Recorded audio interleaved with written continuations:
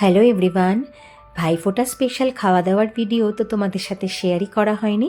তো চলো সেটাই তোমাদের সাথে আজকে শেয়ার করি। পুনেতে যবে থেকে গিয়েছি ভাই কিন্তু আমাকে আগে থেকেই বলে রেখেছে, ভাইফোঁটাতে তুই কিন্তু তোর হাতে মাটন বিরিয়ানি বানাবি।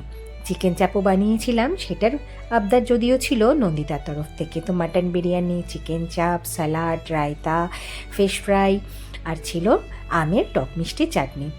চিকেন চাপের পিসগুলো বেশ বড় বড় এনেছিল, একদম কলকাতাদের যেমন আমরা চিকেন চাপ হচ্ছে গিয়ে পেয়ে থাকি ঠিক সেরকমভাবেই চাপের পিসগুলো নিয়ে এসেছিলো বাবাই আর দিব্যেন্দু। আর সেটাকে কিন্তু আমি ওভারনাইট ম্যারিনেট করে রেখেছিলাম। আমার ঠিক যতটা মনে পড়ছে ততটাই আমি বলছি, কারণ পুরো রেসিপিটা আমি তোমাদের সাথে এখনই শেয়ার করতে পারবো না, একদিন অবশ্যই শেয়ার করব।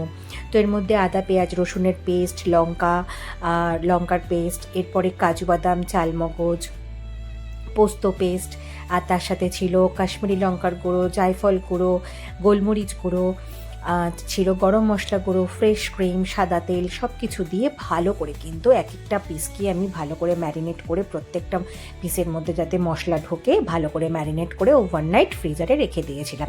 সকালে উঠেই শুরু হলো বিরিয়ানি তৈরি করা, কারণ প্রসেসটা অনেকটাই লম্বা।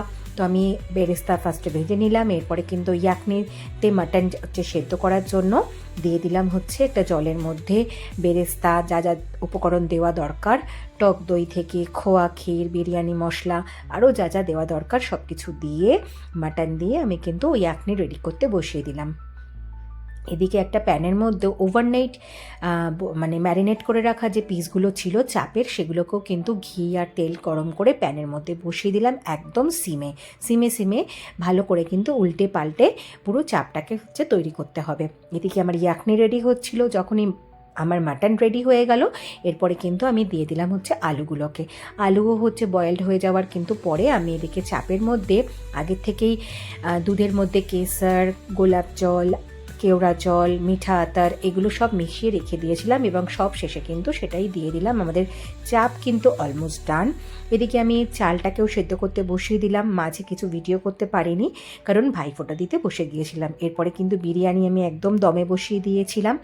আর এদিকে রায়তা বানিয়ে নিয়েছিলাম, দিব্যেন্দু স্যালাড কেটে দিয়েছিল।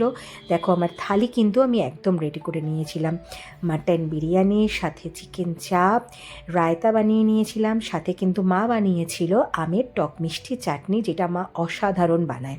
সাথে ছিল ফিশ ফ্রাই, সেটা যদিও বাইরে থেকেই আনানো হয়েছিল, আর ছিল স্যালাড।